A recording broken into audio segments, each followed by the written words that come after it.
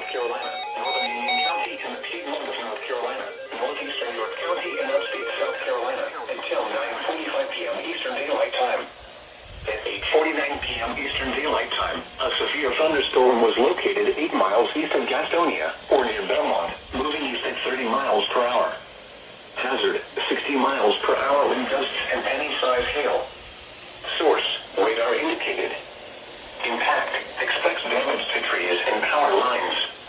Locations impacted include Uptown Charlotte, Central Charlotte, South Charlotte, Northeast Charlotte, Southwest Charlotte, East Charlotte, Northwest Charlotte, Matthews, Mid Hill, and Indian Trail. For your protection, move to an interior room on the lowest floor of a building. Please report damaging winds, hail, or flooding to the National Weather Service by calling toll-free 1-800-267-8101 or by posting on our Facebook page or tweet us using hashtag NWSGSP. Your message should describe the event and the specific location where it occurred.